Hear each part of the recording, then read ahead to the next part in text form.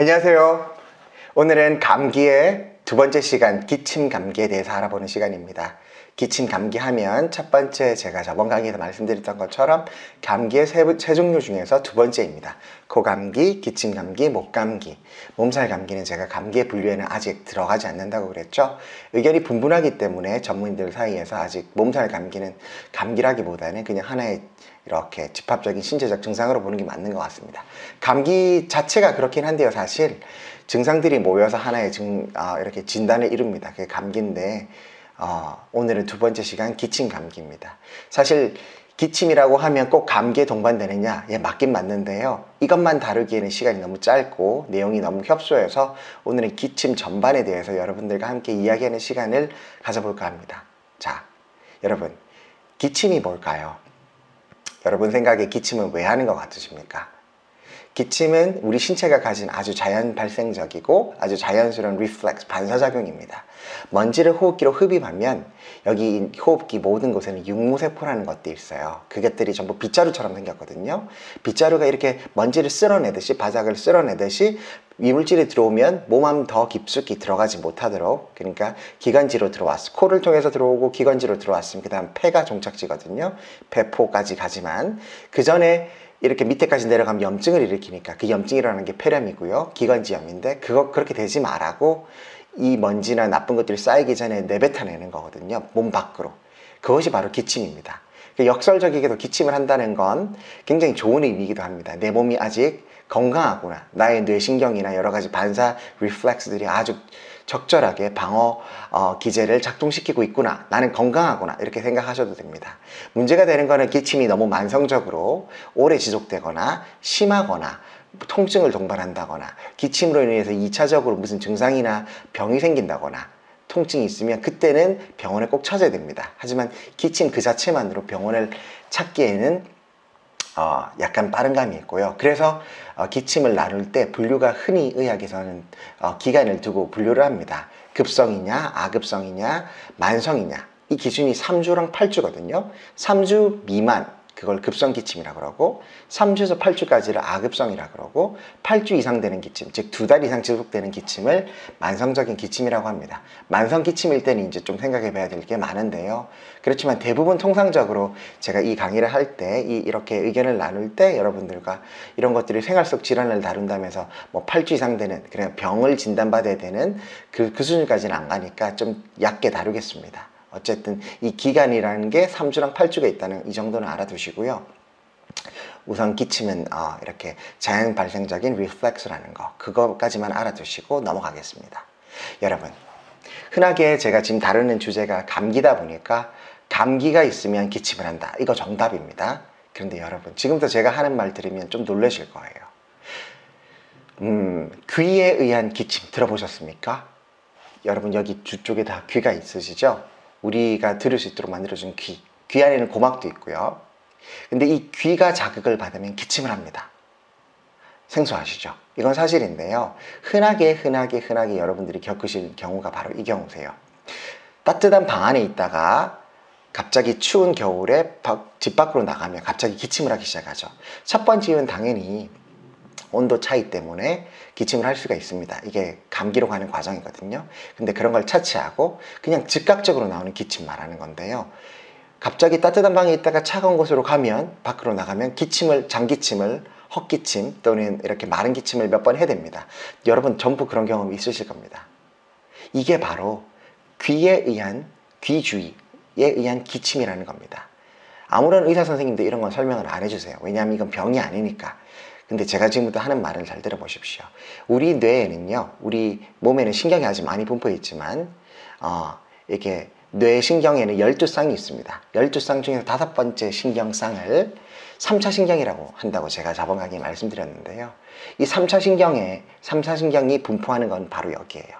이마 쪽, 그러니까 눈 쪽, 그리고 귀, 그리고 입 쪽. 이 얼굴 전체의 감각을 이렇게 주관하는 게 바로 3차 신경입니다. 물론 분지가 3개가 있으니까 3차, 1차, 2차, 3차로 또 나누는데요. 어쨌든 뇌신경 12쌍 중에서 5번째 신경쌍이 바로 3차 신경이라고 부르고, 그것이 얼굴 전반에 대한 감각을 관장한다. 근데 이것이 모이는 신경의 얼개들이 대부분 귀 주위에 모여 있어요. 귀 앞이나 고막 주위나 귀 주위에. 그래서 귀 주위가 자극을 받으면요, 온도 변화나 차가운 바람이나 이렇게 외부 자극을 받으면 순식간에 여기서 자극을 받아서 기침을 할 수가 있습니다. 이게 바로 3차 신경통하고도 연관되는데요. 3차 신경통이라고 뭐 이렇게 큰 단어긴 하지만 알아두셔도 되는 게, 이런 3차 신경이 자극을 받으면 안면 마비가 올 수 있고 통증이나 장애가 있을 수가 있어요. 그러신 분들 보면 초기 증상이 바로 기침이거든요. 근데 꼭 그렇게 신경통이나 이렇게 감염이 있지 않더라도 이 부분이나 이 얼굴들이 자극받는 것만으로도 기침을 할 수 있다. 이게 바로 3차 신경이라고 하는 뇌신경의 5번째 그 신경이 자극을 받았기 때문이다. 여기까지 아시면 됩니다. 그럼 어떻게 하면 되느냐? 그래서 몸을 따뜻하게 하면 되는 거예요. 특히 목 주위, 특히 얼굴 주위를 뺑뺑뺑뺑 이렇게 둘러싸면요, 머플러 같은 거나 목도리를 둘러싸면 기침을 하지 않는 이유가 바로 그겁니다. 왜냐하면 즉각적으로 이렇게 머케니컬하게 바람이 바로 이 얼굴을 자극하는 걸, 때리는 걸 막아주거든요. 그러니까 기침을 막아주는 거죠. 여러분, 이처럼 일반인들 보고 의사가 아닌 다음에야 3차 신경에 의한 기침을 얘기하라고 하면 분명히 힘들죠. 저는 지금 그 말을 하고 있는 게 아닙니다. 제가 왜 이 말을 하냐면요, 그만큼 기침을 일으키는 원인과 이런 병소는 다양하다는 걸 말씀드리기 위해서예요. 바람 하나로만, 찬바람 하나로만도 이렇게 기침이 나는데 다른 요인들은 또 얼마나 많겠습니까? 지금부터 그런 다른 요인에 대해서 좀 더 분류해서 목의 통증 여부에 따라서, 기침할 때 여부에 따라서 한번 좀 더 자세하게 기침에 대해서 알아보는 시간 갖겠습니다. 네, 좀 더 자세히 알려드릴게요. 목에 통증이 동반되냐, 기침을 할 때 통증이 동반되지 않느냐에 따라서도 또 기침을 나눌 수가 있습니다. 여러분, 목에 통증이 동반되는 기침이 대부분 감기에 의한 기침입니다. 상기도 감염이라고 하는데 이게 제일 유명한 거예요. 일반인들, 어린아이 할 거 없이, 노인 할 거 없이 여러분들이 걸리는 대부분 70% 이상, 거의 80%의 이런 감기 증상은요, 그 기침은 대부분 그냥 상기도 감염에 의한 감기입니다. 그러니까 정말 면역이 회복되면 없어지는 것들이에요. 그러니까 뭐 3주 이상 갈 리가 전무하죠. 거의 1주, 2주 되면 감기가 다 나았다 할지라도 한 3주까지는 갈 수 있습니다. 그 안에는 다 해소될 그런 것들입니다. 대신에 이런 기침들은 감염, 상기도에 대한 감염, 인플레이션이나 인펙션이 있을 수 있기 때문에 죄송합니다. 그런 것들에 의한 기침이라면 가래나 이런 것들이 동반될 수 있습니다. 동시에 통증도요. 제가 첫 번째 약에 대해서 얘기하는 시간에서 얘기 드렸을 거예요. 염증 반응이라고. 그 엔셋, 그 비스테로이드성 약물을 얘기하면서 그 에드빌 같은 거 설명드리면서 염증 반응의 4대, 5대 작용들이 있다. 부종, 압통 이런 것들이 있다. 통증, 발적되고 마찬가지입니다. 감염이 됐다는 것은 인플레이션, 즉 이 염증이 생겼다는 거고요. 순간적이지만 염증이 생기면 붓고 아프고 이렇게 빨갛게 발적이 됩니다. 그래서 이비인후과 같은 데 보면 입 벌려서 해보라고 하잖아요, 의사 선생님이. 그럼 그 안에 어떤 감염들이 있어서 부어있고 이렇게 빨갛게 발적이 되고 성난 모습인지 보는 거고요. 그 안에 그와 더불어서 염증이라 이렇게 생기면 우리 몸에 이렇게 면역기관이 제대로 작동한다면 백혈구들이 거기 가서 이제 그런 나쁜 놈들을 처치해야 되잖아요. 박테리아나 바이러스나 이런 것들을. 그런 것들이 이제 엉키고 설키고 그 자리 가서 이제 박테리아 없애면서 생기는 것들이 바로 고름이에요. 그런 것들이 가래기도 하고 고름이고 농양이기도 합니다. 그러니까 이렇게 통증이 있다는 것은 이미 감염이 됐거나 염증이 생겼다는 얘기입니다. 그러니까 대부분 감기를 할 때 기침은 아파요. 목도 많이 아프죠. 따끔따끔거리고 열도 나고, 바로 이게 염증 반응이라서 그런 겁니다. 열 나고 따끔거리고 가래도 나고 통증도 있고. 아시겠습니까? 그래서 기침을 할 때 통증이 난다. 그러면 일단 열도 나고 방금 제가 말한 염증에 대한 반응에 대한 그런 다른 이런 증상들도 동반이 된다. 그러면 첫 번째는 뭘 의심한다고요? 일단 상기도 감염, 즉 인플레이션을 의심하시라. 여기까지입니다. 두 번째는요. 통증을 동반하지 않은 기침입니다. 통증을 동반하지 않은 바로 기침들이 아까 제가 말씀드린 3차 신경에 의한 이렇게 자극에 의한 기침, 바로 이게 대표적인 게 될 수 있고요. 두 번째는 기도에 대한 자극도 될 수 있습니다. 여러분, 담배를 피시는 분들은 잘 들어보십시오. 담배를 피게 되면 바로 호흡기, 즉 윈드파이프가 지나가는 이 모든 것들이 자극을 받습니다. 연기가 수많은 케미컬들의 컴파운드거든요. 그러니까 그 안에는 벤젠도 들어있고 발암물질도 들어있고 수많은 것들, 수백 가지의 발암물질이나 이 우리 신체를 생리학적으로 자극할 수 있는 것들 투성입니다. 그거를 호흡기로 입으로 빨아들였다고 생각해 보십시오. 그럼 첫 번째 목을 거쳐서 기도를, 후두나 이런 기도를 들어가게 됩니다. 거기 제가 뭐가 있다고 그랬죠? 이렇게 나쁜 것들을 쓸어내주는 빗자루, 즉 윤무세포들이 있어서 1차적인 리플렉스를 한다. 그게 기침 반응이다 그랬죠. 바로 그것입니다. 첫 번째는 이런 자극이 오면 바로 그것들을 쓸어내기 위해서, 그런 잔여물들을 쓸어내기 위해서 인체가 기침을 해대는 겁니다. 이게 첫 번째. 두 번째는 단순하게 그 연기 자체들이 기도를 자극합니다. 기도 점막에 있는 세포들을 자극합니다. 그러니까 자극받은 것들이 또 리플렉스를 일으키게 되는 거죠. 2차적으로. 그래서 기침을 또 하게 되는 거고요. 만약에 잔여물들이 계속 쌓이고 가래가 끼고 이렇게 쌓여 있다면 그것 때문에 또 기침을 하게 될 수도 있습니다. 한마디로 이런 기침이나 미세먼지나 이런 황사라든지 이런 외부 물질이 기도 안으로 들어오면 그것을 내보내기 위해서 리플렉스 차원에서, 그리고 기도의 점막의 자극에 의해서 기침을 하게 됩니다. 이때 기침은 마른 기침이고요. 가래나 열이나 통증을 동반하지 않은 기침입니다. 그러니까 안심하셔도 됩니다. 집안에 공기청정기나 아니면 환기를 잘 두시고요. 마스크를 쓰시면 이런 기침들로부터 자유로워질 수가 있습니다. 기관지가 약하신 분들이나 천식을 앓은 분들이시라면 더더욱 조심하셔야 되겠죠. 기관지가 약하다는 거거든요. 그럼 조그만 자극에도 더 많은 기침, 발작성 기침, 그리고 frequency, 빈도 차원에서 더 많은 차원의 기침을 하실 수가 있기 때문에 더 조심하셔야 됩니다. 그리고 만약에 내가 평소 담배를 피지 않는데, 그리고 차가운 곳에 가지도 않았는데도 기침을 자주 한다. 수시로 기침하는 건 아니고 밤에 잘 때, 누웠을 때 기침도 하고 주로 마른 헛기침을 한다 하시는 분들은 위산 역류를 의심해 보셔야 됩니다. 자, 이 위산 역류조차도 기도에 자극을 주는 겁니다. 생각해 보십시오. 약간의 해부학적인 건데요. 기도하고 그리고 식도, 이 두 가지는요, 병행해서 앞뒤로 이렇게 해부학적으로 목을 이렇게 옆으로 보시면 앞쪽과 뒤쪽에 이 위치하면서 서로 같이 평행하게 내려갑니다. 둘 다 파이프예요. 하나는 공기가 통과하는 관이고요, 하나는 물과 음식이 통과하는 관입니다. 그 뒤에 있는 음식이 통과하는 식도로 넘어가면 식도와 연결된 것이 바로 위죠. 이 위에서 위산이 하루 종일 출렁이 됩니다. pH 2, 3 정도 되는 이 강산의 위산이요, 수시로 출렁출렁 되는데 연세가 되시거나 약간의 비만이시거나 아니면 기름기 있는 음식을 과식을 하시거나 많이 드시거나 밥 먹고 일찍 누우신다거나 잠자리에 드신다거나 하면 특히나 이 하부 식도에 있는 유문이라고 하는 문이 있어요. 이 위에 위산이 식도를 역류하지 말라고 우리 하나님이 주신 이 문이라는 게 자연스럽게 있습니다. 그래서 무조건 음식을 먹으면 밑으로 내려가지 올라가지 않는 거거든요. 그러니까 구토를 하지 않는 거예요. 정상적인 경우에는. 산도 마찬가지입니다. 산도 역류해서 위로 식도나 입으로 넘어가지 말라고 문이 있는데 그걸 유문이라고 부릅니다. 하부식도에 있어서 우린 그걸 하부식도 유문이라고 부릅니다.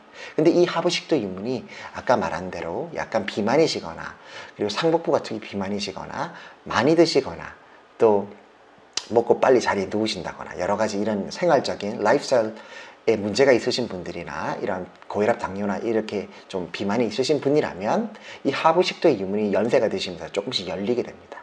이 열린 문을 통해서 식도로 넘어가는 산이 증가하게 되는 것이죠. 항상 산은 출렁출렁 되고 있는데 이 출렁출렁 되는 산이 넘어가는 것입니다.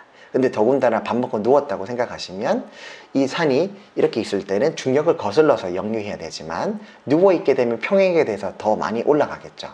그래서 주로 누워 계실 때 산이 더 역류 많이 하는 겁니다. 그래서 밥 먹고 일찍 바닥에 눕지 말라는 거예요. 그리고 밥 먹고 일찍 주무시지 말라는 이유가 바로 그겁니다. 이게 원인 중에 하나예요. 그래서 주로 누웠을 때, 잠자리 누웠을 때 하늘을 보고 잠자리 들기 전에 기침하시는 분들이 어르신들이 많으세요. 대부분 바로 이 위산 역류 때문입니다. 특별할 때 서 있을 때나 낮에 생활할 때는 별 문제가 없다가 누웠을 때, 특히 잠자리에 들려고 했을 때 기침이 나신다면, 그리고 목이 좀 더 따끔따끔 거린다면, 그리고 입까지 왔을 때 입에서 좀 metallic taste라고 하는데 금속 맛이 난다면 위산 역류를 의심해 보셔야 됩니다. 바로 이렇게 누웠을 때 위산이 역류해서 식도를 역류한 다음에 바로 식도 옆에 붙어 있는 게 뭐라고 그랬죠? windpipe, 즉 기도입니다. 이 기도를 자극하게 되는 것이죠. 바로 옆에 붙어 있으니까요. 역류한 산이 옆에 있는 기도를 자극하게 되면 그때 바로 기침이 일어나는 것입니다. 리플렉스 차원에서요. 아시겠죠? 그래서 위산을 억제시켜주면 기침도 가라앉습니다. 바로 이런 역류성 식도염이 있으신 분들이나 위산이 역류하시는 분들, 증상이 있으신 분들은 이런 제산제나 이런 억제제를 드시면 기침도 같이 사라질 걸로 보여집니다. 여기까지가 바로 기도에 대한 자극. 때로 고통을 동반할 수 있지만 이건 기계적인 고통이거든요. 산이 자극한 고통이기 때문에 꼭 그렇다고 볼 수 없고, 대부분은 마른 기침이나 통증 없는 기침을 합니다. 마찬가지로 위산 역류 역시도 염증이나 이런 것들이 아니죠.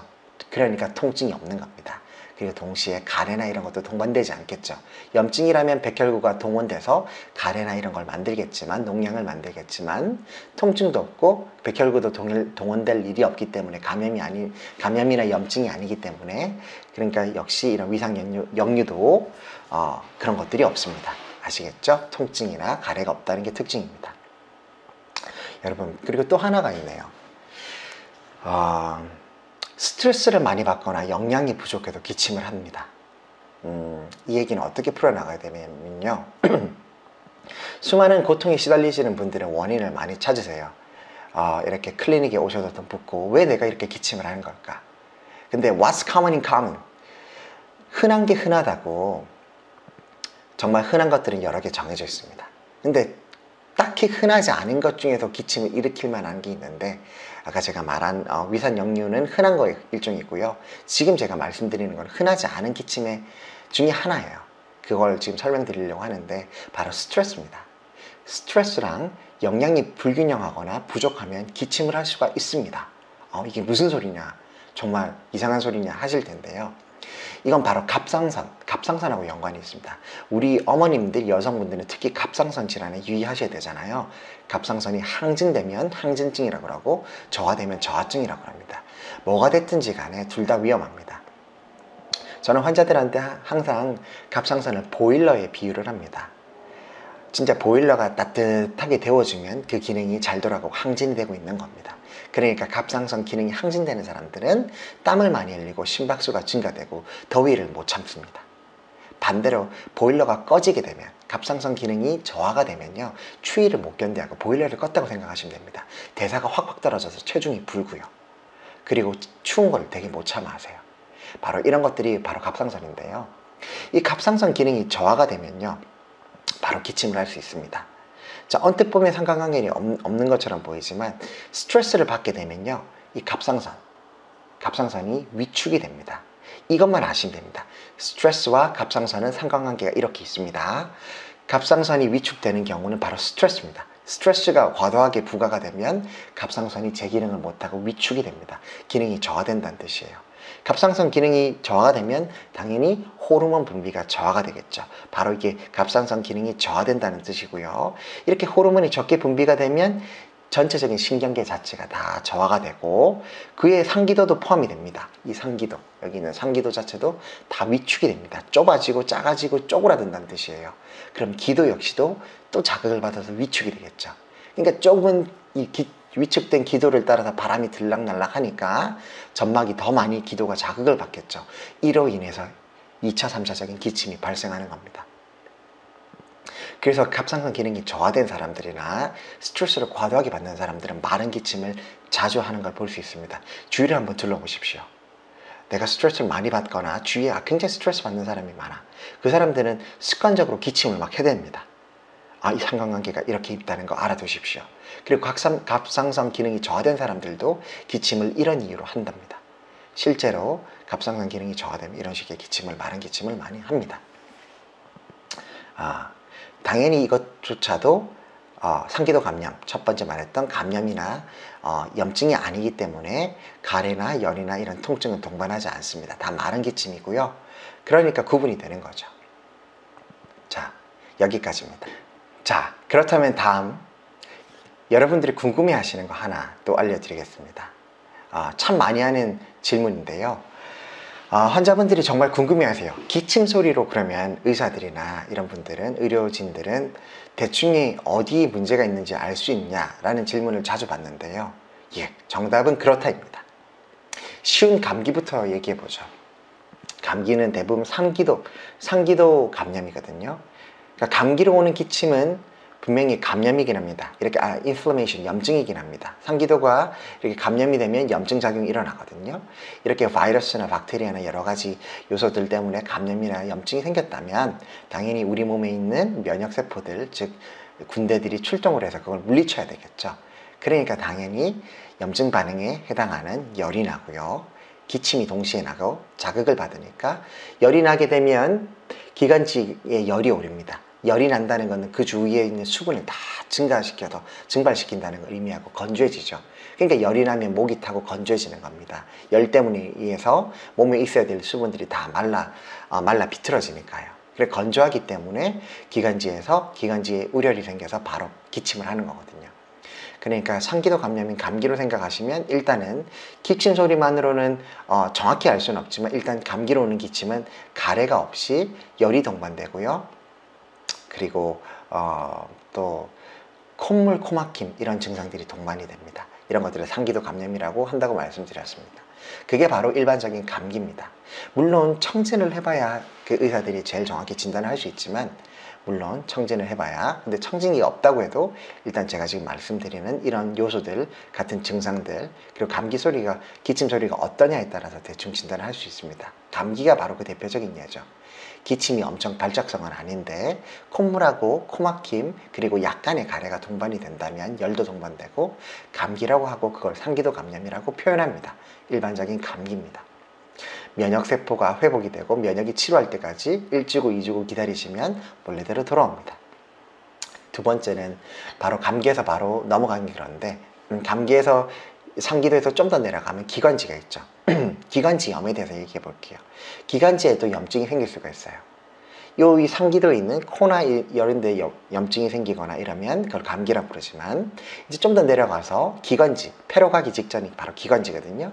기관지에 만성적으로 이런 자극을 받아서 염증이 생기면 똑같습니다. 또 기관지염, 염의 말이 염증의 줄임말이거든요.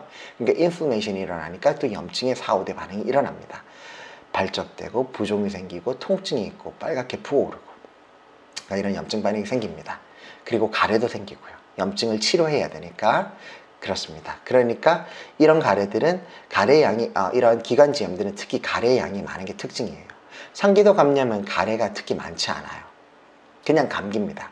가래가 있어봐야 묽은 가래죠. 근데 기관지로 내려가면 내려갈수록 좀 더 thick해지고 두꺼워지고 색깔을 띠게 됩니다. 말 그대로 좀 더 중하게 점점 심해지기 때문에 백혈구들이 그리고 그걸 상대하는 그 외부 항원들이 그런 바이러스나 이런 것들이 좀 더 많다는 겁니다. 이런 박테리아들이. 그러니까 그걸 치료하기 위해서 색깔이 있는 이제 가래들이 나오기 시작하고 그 양조차도 더 많아지게 됩니다. 좀 더 또 진해지고요. 그런 것들이 특징입니다. 기침 소리도 더 두꺼워집니다. 상기도 감염, 즉 감기가 약간의 기침, 가벼운 기침이라면 이제 내려가면 내려갈수록 좀 깊은 기침이 나기 시작합니다. 누가 들어도 이거 젖은 기침인데 가래가 동반된 기침인데 하라고 알 수 있을 만큼 그런 게 바로 기관지염에 의한 건데요.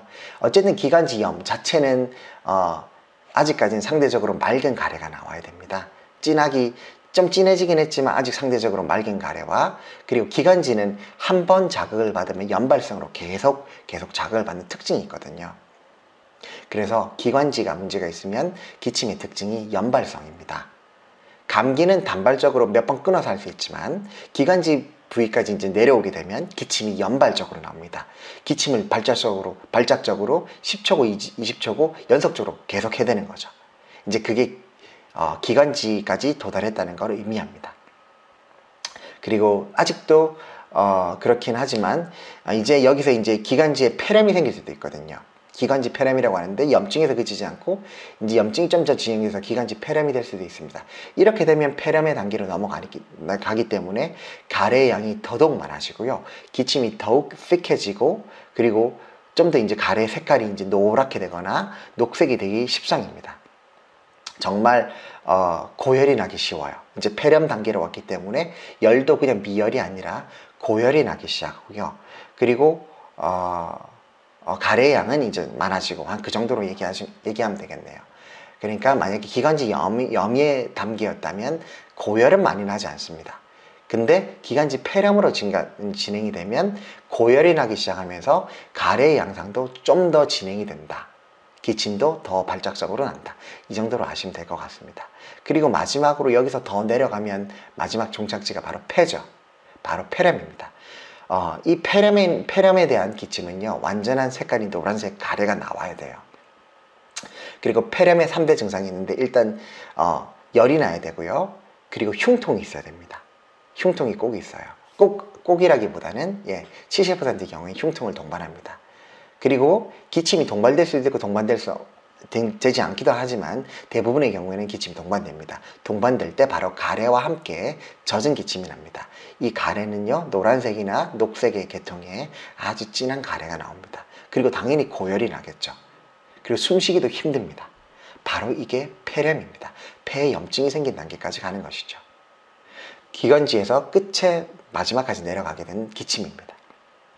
그러니까 이런 기침의 양상과 함께 동반되는 가래나 열이나 다른 증상 등과 함께 진단이 이를 수가 있습니다. 아직까지 여기는 문진이나 단계고요.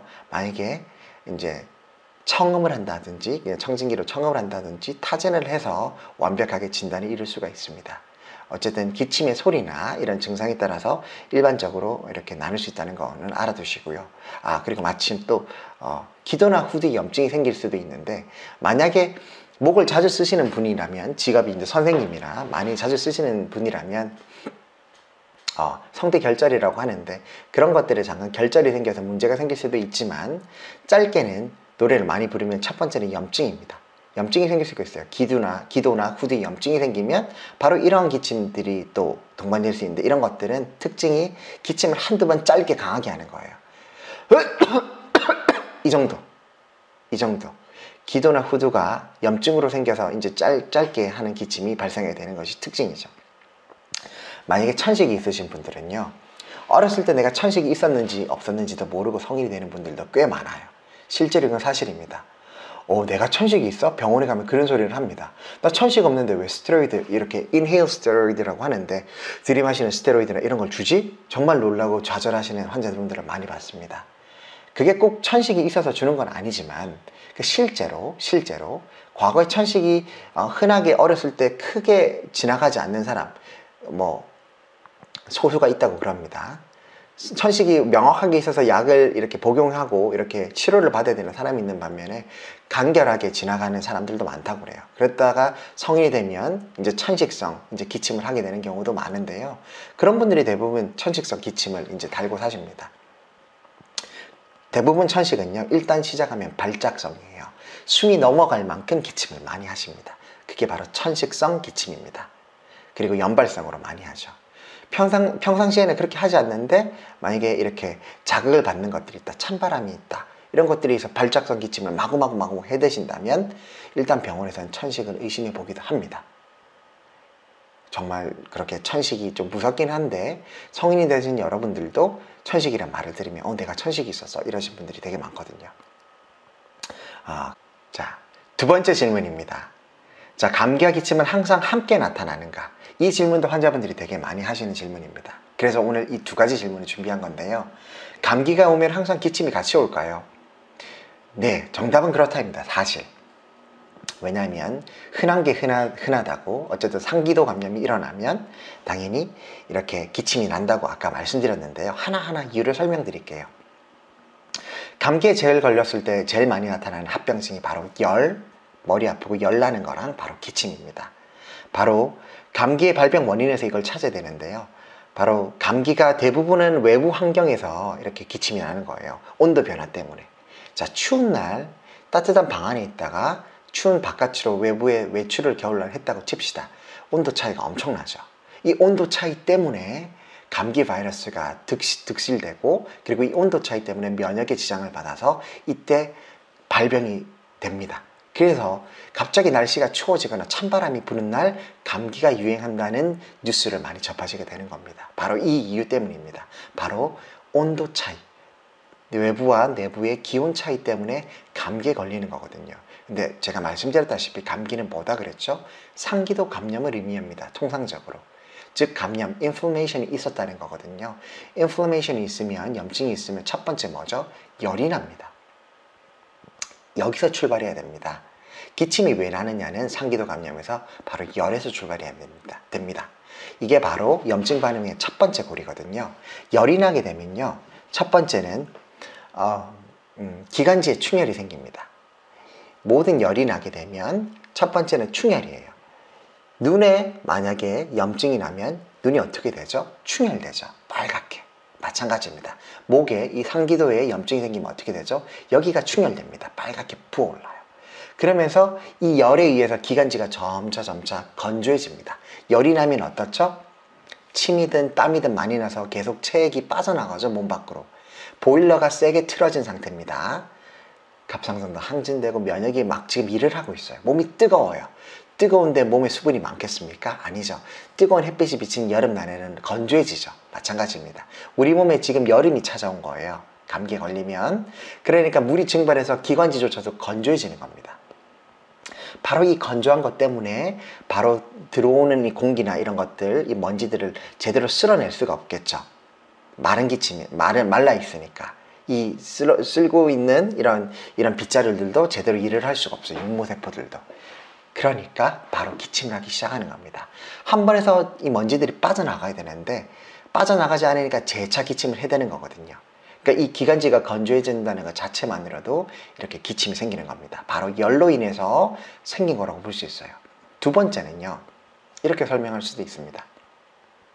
이렇게 상기도 감염이 걸리면 아까 말씀드린 바와 같이 상기도에서 그치지 않고 밑으로 내려옵니다. 기관지를 거쳐서 폐까지 내려갑니다. 그러니까 기관지염이나 폐렴으로 갈 수가 있겠죠. 말씀드린 바와 같이 앞서서 상기도 감염은 묽은 가래가 기껏해야 나오지만 가래가 안 나올 수도 있고요. 그렇지만 기관지로 내려가는 순간 이제부터 가래가 동반된다 그랬죠. 가래의 양도 많아지고 색깔도 유심히 볼 수 있는 그런 가래들이 동반되기 시작한다는 겁니다. 그럼 바로 이게 우리 백혈구가 바이러스나 박테리아와 싸우고 있다는 증거거든요. 면역이 작동하고 있다는 증거인데 어쨌든 이런 가래가 나오고 있다는 것, 즉 분비물이 생성됐다는 거거든요. 바로 이게 다 염증 반응 때문입니다. 염증으로 인해서 발열과 함께 이렇게 분비물이 생성된 겁니다. 분비물. 이 분비물을 몸 밖으로 또 배출시켜야 되겠죠. 아까 먼지를 배출시키는 거와 마찬가지 원리입니다. 가래가 여기 목에 끼어 있습니다. 배출시켜야 되지 않겠습니까? 근데 잘 나갑니까? 안 나갑니까? 이 분비물이 워낙 thick하다 그랬죠. 두껍고 양이 많아요. 한 번에 잘 배출이 안 되죠. 그러니까 기침을 계속 해야 되는 겁니다. 계속 여기가 기도나 점막을 자극하기 때문에 가래가 남아있는 상태로 계속 자극하기 때문에 그걸 내뱉고자 계속 기침을 해야 되는 겁니다. 이게 바로 또 고리는 어디였죠? 염증이었습니다. 이 모든 것들이 염증 반응으로 인한 열 또는 염증으로 인한 분비물, 이 경로를 거쳐서 기침으로 이어지는 겁니다. 염증으로 인한 열, 그리고 기관지 건조, 기침. 염증으로 인한 분비물, 즉 백혈구와 박테리아가 뒤엉킨 분비물을 내보내기 위한 기침. 이렇게 기침이 동반되는 겁니다. 그래서 상기도 감염인 기침은 상기도 감염은 인플레이션이라고 그랬죠. 그러니까 기침이 항상 동반되는 원리입니다. 여러분 아시겠습니까? 기침에 감기가 동반되는 건 항상 그런가요? 네. 정답은 그렇다입니다. 그러니까 감기에 걸리면 기침을 하시는 겁니다. 자, 감기는 백병의 근원입니다. 방금 말씀드린 거와 같이 감기를 상기도 감염을 제대로 잡지 못하시면 방치하시면 폐렴, 기관지로 넘어가고 또 폐까지도 갈 수가 있습니다. 그래서 기침, 즉 감기는요, 초기에 잡는 것이 지난 강의에서 말씀드린 바와 같이 마찬가지로 중요합니다. 반드시 초기에 적극적으로 대응하셔야 됩니다. 그래서 이런 감기들은 통상적으로는 면역이 회복되면 자연히 없어지는 거니까 걱정 안 하셔도 되는데 그래도 불편하시잖아요, 생활 사는데. 그래서 감기에 걸렸을 때, 기침이 특히 많이 날 때 여러분들이 드셔야 될 약을 소개합니다. 우선 이걸 소개하고 또 다른 얘기를 또 이어나갈까 하는데요. 일단 마트에 가시면 첫 번째 감기니까 아세트아미노펜을 드셔야 되겠죠. 해열 진통제입니다. 그래서 열을 잡으시고 이렇게 통증을 다스리십시오. 염증 반응이니까요. 두 번째가 바로 콧물 코막힘이 있다면 첫 번째 코감기와 마찬가지로 베나드릴, 안타히스타민이랑 그리고 슈다페드라고 하는 페닐에프린이나 이런 그런 계열의 약물을 드시면 콧물 코막힘이 해소되실 겁니다. 마지막으로 오늘의 주제였던 기침인데요. 죄송합니다. 오늘에 대한 기침은 바로 덱스트로메토판이라고 하는 약이 나와 있습니다. 이게 이 기침 코너에 가면, cough 코너에 가시면 약국에서 정말 흔하게 볼 수 있는 약이에요. 굉장히 싼 약은 아닙니다. 대부분 10불 넘어가니까요. 베나드릴이나 이런 것보다는 훨씬 비싼데요. 이게 바로 중독성이 없는 비마약성 기침약이에요. 이게 기침 중추가 바로 여기 뒤에 중추신경 쪽에 기침 중추가 이렇게 있습니다. 뇌 부분 쪽에서 그 부분을 직접적으로 억제시켜 줍니다. 그래서 당장 기침이 덜 나게 해줍니다. 그래서 기침이 너무 급하신 분들은, 기침 때문에 목이 따가워 죽겠다, 그러니까 기침이 통증이 있는 기침 처음이 아니라 기침을 하도 많이 했더니 기침의 반복된 기계적 작용 때문에 통증이 있어서 도저히 안 되겠다, 기침을 잡아야 되겠다 하시는 분들은 바로 이 덱스트로메토판이라고 하는 약을 드시면 됩니다. 흰색, 초록색 이렇게 있는데 같이 드시면 됩니다. 그리고 진해거담제도 우리 마트에 약국에 팝니다. 기침과 함께 가래가 함께 나온다면, 물론 제가 말씀드린 바와 같이 기관지 또는 폐렴 이런 좀 아래쪽을 의심해야 되는데, 가래가 이제 너무 많이 나온다, 양이 많다 라고 하시는 분들은 뮤시넥스를 같이 드시면 됩니다. 뮤시넥스라고 하는데, 요즘은 아까 덱스트로메토판이랑 과이네페나신이라고 하는 이 진해거담제, 가래를 억제시켜주는 약이 한 개 약으로 같이 나옵니다. 이게 뮤시넥스라는 이름으로 나오는 거거든요. 기억해 두십시오. 뮤시넥스. 가래가 없으신 분들도 이걸 먹어도 되느냐? 상관은 없습니다. 근데 요즘은 제약회사가 머리가 좋아서 이 두 개를 같이, 두 약을 따로 사면 환자분들이 헷갈리실까봐 한 약으로 섞어서 같이 이렇게 조제를 해서 팔고 있습니다. 그 이름은 원래 덱스트로메토판도 뮤시넥스였습니다, 과거에. 근데 이 두 개 합친 것도 그냥 뮤시넥스로 부릅니다. 마트에 가서 뮤시넥스, CINEX라고 하는 약, 초록색의 하얀색 배경이나 초록색 약이에요. 그 약을 찾으시면 됩니다. 이게 바로 가래 색깔을 보고 한 거거든요. 가래 색깔이 하얗거나 초록색이잖아요. 그래서 그 약, 알약의 색깔도 바로 이렇게 생겼고요. 그 겉표지, 박스 표지도 가래 색깔로 흰색, 녹색 이렇게 무늬가 되어 있는 약입니다. 뮤시넥스. 그러니까 이 바로 기침하고 가래를 함께 잡아주는 약입니다. 꼭 그걸 이렇게 세 개를 같이 드시면 기침 감기는 여러분들이 이렇게 극복할 수 있을 걸로 생각됩니다. 그리고 1주에서 2주 정도 지나면 감기는 다 나으니까요. 그때까지 약 꾸준히 드시면서 몸 관리 하시길 바랍니다. 여담이지만 기침이 다 끝나고 나면요, 감염이 다 끝나고 난 다음에 또 증후군이라고 해서, 감염이 다 끝나고 치료되고 난 다음에 기침 증후군이라고 해서 또 기침이 날 수가 있습니다. 좀 아이러니하지만 상기도 감염을 한번 치료했더니 그 감염을 다 치료한 이후에 또 기침이 계속 연장될 수가 있거든요. 1주든 2주든. 이게 치유되는 과정이 하나인데요. 어쨌든 콧물이 계속 생성됨에 따라서 면역 때문에 콧물이 뒤로 넘어가면서 계속 기침이 나는 그런 원리예요. 어쨌든 그렇게 중요한 건 아닙니다. 여러분들 결국 감기가 다 나으시면 좀 더 고생하시겠지만 결국 감기가 나을 거라는 거, 거기까지 알아두시면 되고요. 이상으로 기침 감기에 대한 거는 일단 여기까지입니다. 여러분, 만성적으로 기침이 있으신 분들이 있어요. 8주 이상 되는 분들은 제가 영상 처음에 그게 뭐가 중요하냐 안 다룰 뻔했는데, 그런 분들이 의외로 주변에 많은 것 같아서 이 부분도 좀 이렇게 다루고 넘어갈까 합니다. 이 영상을 마칠까 합니다. 여러분, 제가 말한 건 오늘 기침 감기에 한해서 최대한 압축해서 말씀드리려고 한 건데요. 실제로 기침만 잡는다고 없어지는 게 아닙니다. 대부분 덱스트로메토판, 뮤시넥스를 먹거나 이렇게 한다고 해서 기침이 다 사라지는 분들은 절반밖에 안 되세요. 나머지 50%는 계속 기침을 달고 만성기침 8주 이상으로 진행되실 거예요. 왜 그러냐면 이 기침을 일으키는 요인이 아까 제가 처음 영상에 말씀드린 바와 같이 3차 신경에 의한 자극에 의한 기침처럼 듣도 보도 못한 원리, 듣도 보도 못한 원인과 병소 때문에 기침이 나는 경우가 정말 다양하거든요. 근데 클리닉을 가거나 병원에 가면 모든 이런 원인을 의사들이 다 얘기해 주지 않습니다. 환자분들은 답답하시죠. 기침이 이 약을 썼는데 안 되면 저 약을 하자 그러고, 저 약을 안 되면 저 약 하자 그러고 답답하죠. 그런데 갈수록 의학 트렌드가 한꺼번에 진료하는 트렌드입니다. 그러니까 모든 기침을 일으킬 수 있는 것을 3-in-1 아니면 4-in-1 식으로 3-4가지의 디퍼런셜 감별 진단을 두고 한꺼번에 치료하는 쪽으로 추세가 바뀌고 있고요. 이미 의학은 지난 10년, 20년간 그렇게 진화해 왔어요. 그래서 지금 현재 contemporary medicine 쪽에서는 어떻게 치료하냐면 기침 증상이 있다 해서 당신 감기네요. 감기만 합시다. 감기 없으면 다음에 또 오세요. 이렇게 하지 않고요. 약간 좀 더 공격적으로 기침 소리가 약간 의심스럽다던가 청진을 했을 때는 여러 가지 병력을 청취해 봤더니 조금이라도 의심스럽네 하면 의사들이 한꺼번에 3가지 치료를 권하기도 합니다. 최소한 미니멈 2가지를 권하는데 지금부터 그거에 대해서 얘기를 해드리려고 합니다. 여러분들이 혹시 진료를 보러 가시면 의사 선생님을 보러 가시게 되면 꼭 이러한 원리에 의해서 의사들이 생각을 하고 진단이 이르고 이렇게 생각을 했기 때문에 이런 걸 권하는구나, 이런 치료를 권하는구나, 여러분들이 아셨으면 하는 바람에서 제가 그것까지 쏙쏙들이 다 준비를 해서 알려드리겠습니다. 첫 번째는요, 기침이 나는 원인 중에 하나가 아까 위산 역류가 있다 그랬죠.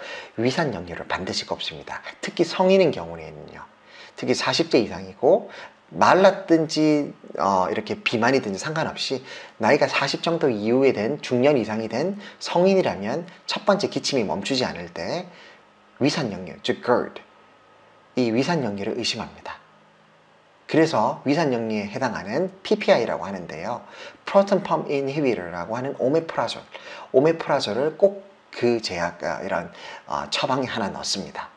그리고 두 번째가 바로 천식입니다. 제가 말씀드렸었죠.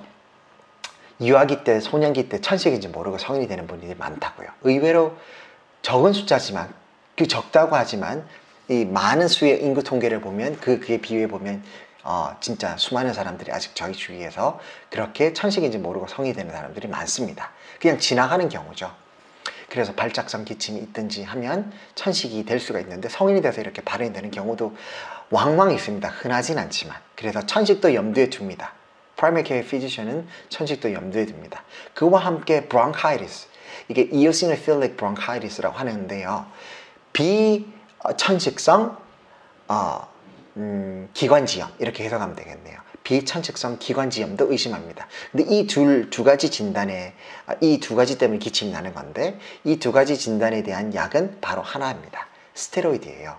먹는 스테로이드도 있고요, 이렇게 코나 이게 들이마시는 인헤어 스테로이드도 있습니다. 어쨌든 이런 스테로이드가 필요합니다. 이 스테로이드가 있어야지 천식이나 비천식성 이렇게 기관지염을 잡을 수가 있습니다. 그래서 지금 여기 말씀드린 이 스테로이드가 하나 또 들어가고요. 마지막으로 upper airway cough syndrome이라고, 감기가 다 나은 다음이라든지 아니면 감기가 다 낫지 않았는데 만성적으로 콧물이 이렇게 많이 부비동해서 생성이 돼가지고 콧물이 이비인후과를 따라서 코 뒤로 넘어가서 끊임없이 코 뒤로 넘어가서 목을 자극해서 기침이 나게 하는 경우, 과거에는 그걸 postnasal drip이라고 불렀거든요. 지금도 그렇게 부릅니다. Also known as postnasal drip이라고 부르는데 정확한 정식 요번명은 upper airway cough syndrome이라고 부릅니다. 어쨌든 이것 때문에도 또 나기 때문에 이런 걸 잡아주는 거는 바로 안타히스타민이거든요. 안티히스타민. 바로 베나드린이나 지르텍 같은 거, 지르텍, 클레리틴 같은 것들, 그런 것들을 먹어서 이렇게 알러지성을 잡아주시고, 그와 함께 방금 제가 말한 아까 PPI, 프로톤 펌프 오메프라졸이라든지 스테로이드라든지 이 세 개를 함께 쓰시면 모든 기침에 대한 병소를 한꺼번에 커버를 하는 겁니다. 대부분 알러지성 기침이세요. Post nasal drip, 즉 upper airway cough syndrome이 다 알러지 때문에 일어나는 거거든요. 알러지를 잡아야 되는 게 첫 번째. 두 번째, 이렇게 천식성이나 비천식성이나 이렇게 스테로이드로 잡는 게 두 번째. 그리고 마지막으로 위산역류를 의심해서 PPI를 처방하는 거, 오메프라졸이라고 하는 약물을 처방하는 거, 이게 세 번째. 그래서 기본적으로 이렇게 세 가지, 최소한 세 가지 정도의 약 또는 인헤일러 포함해서 세 가지의 종류가 이렇게 기침, 만성 기침 환자들한테 처방이 됩니다. 만성 기침이라고 하면 8주 이상인데요. 좀 공격적으로 진료하시는 선생님들 같은 경우는 3주만 넘어도 이렇게 처방하는 경우가 많습니다. 3주 이하면 여전히 급성이죠. 급성 기침을 놔둬 봐야 됩니다. 대부분은 감기, 즉 상기도 감염이기 때문에 지나면 면역이 회복되고 면역이 이렇게 치료를 해주기 때문에 기침이 사그라듭니다. 근데 정말 3주 이상 지속되는 기침부터는 모든 의사 선생님들이 주요하게 생각하시고 이렇게 관리를 하려고 하거든요. 그래서 좀 공격적인 선생님들은 3주, 좀 느린 사람들은 8주에 의해서 8주까지 이렇게 기침을 지켜보고 하시는 분들이 많아요. 여러분 여기까지입니다. 여러분 아시겠죠? 제가 하나 빼먹었네요. 알러지성 비염도 마찬가지입니다. 다 알러지죠? 이 베나드릴이나 지르텍이나 클레리틴 드시면 됩니다. 그러니까 이런 것들을 위해서 계속 기침을 하는 겁니다. 자, 제가 알러지성 비염도 빼먹었네요. 자, 여기까지 어쨌든 치료하는 약은 크게 세 가지라는 거. PPI, 그리고 스테로이드, 그리고 알러지 치료제죠. 안타히스타민. 이렇게 치료를 한다는 거. 그렇게 해서 기침을 모두 커버하면 됩니다. 이렇게 해도 낫지 않는다면 좀 더 세부적인 걸로 들어가야 돼요. 이럴 때는 호흡기내과 선생님 전문의한테 이렇게 refer 해가지고 제대로 치료받는 게 중요합니다. 자, 이상이었습니다. 오늘 기침도 정말 긴 이렇게 강의가 됐는데 이런 영상이 됐는데 여러분들 지루하셨을지도 모르지만 좀 어려운 내용도 있으실지도 모르지만 여러분들이 원하시는 내용 그리고 취업하고자 하는 정보 이렇게 선택적으로 취업하셔서 여러분 가정의 자녀분들이나 어르신들 환절기 감기 조심하시고요. 기침 감기 모든 감기는 적극적으로 초기에 치료하는 게 좋다는 거 꼭 알아두십시오. 아시겠죠? 물 많이 드시고요. 만약에 감기라면 당연히 열이 나고 그럴 때 수분이 없기 때문에 감기 기침을 하는 거거든요. 어떻게 해야 되겠습니까? 물 많이 드셔야 되겠죠? 미지근한 물 많이 드시고요. 면역을 좀 더 챙기기 위해서 에어본 같은 거 그런 것들 면역 증강제, 비타민C 면역 증강제나 종합 비타민 꼭 거르지 마시고 함께 드십시오. 그러면 감기로부터 슬기롭게 우리 몸들을 미국에서도 보험 없이 그리고 의료비 미국 병원비 비싼데 의료비 아끼면서 여러분들이 이렇게 생활할 수 있을 거라고 생각합니다. 여러분 닥터킴이었습니다. 다음 시간에는 마지막 남은 하나 목감기에 대해서 여러분들과 찾아뵙는 시간 가지겠습니다. 안녕히 계십시오.